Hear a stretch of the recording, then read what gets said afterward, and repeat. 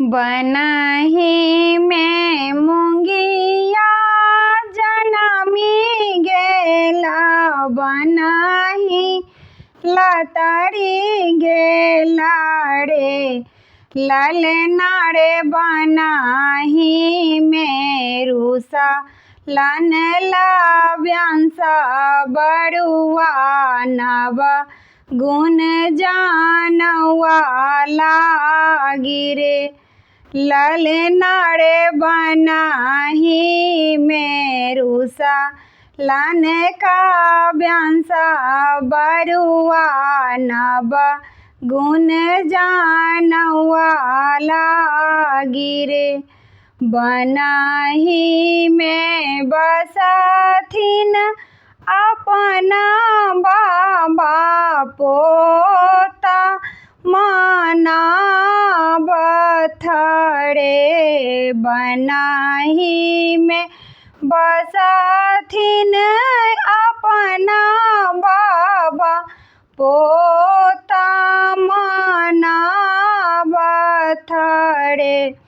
ललना रे हम देवा पोता के जानौआ जानौआ बड़ा सुंदर रे। ललना रे हम देवा बाबू के जनौआ जानौआ बड़ा सुंदर रे।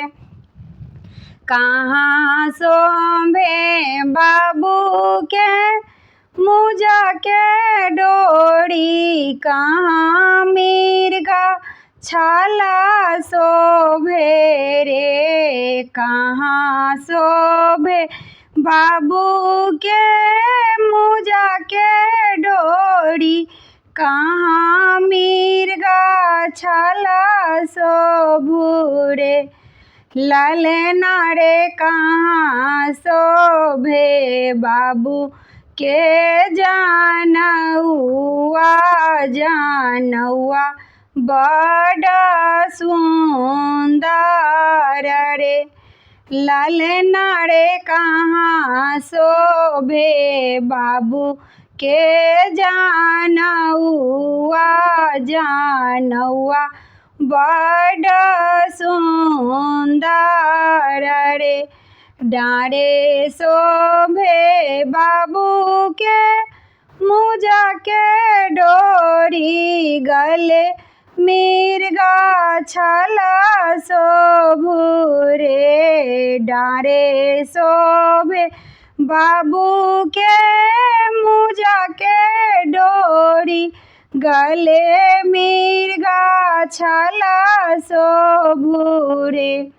ललना रे कंधे शोभे बाबू के जानौआ जानौआ बड़ा सुंदर रे। ललना रे कंधे शोभे बाबू के जानौआ जानौआ बड़ा सुंदर रे।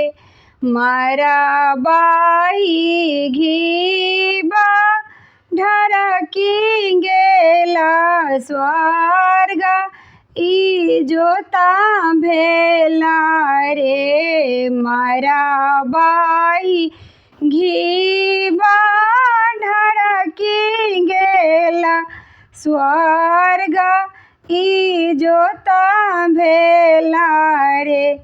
ललना रे स्वर्ग के देवा लोग आनंद भेला, अबे वंश बढ़ल रे।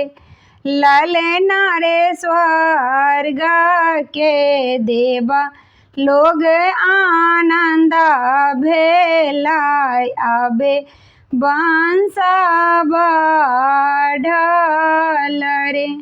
अगर अहाँ सबके नीक लागत तो वीडियो के लाइक कमेंट शेयर जरूर करब।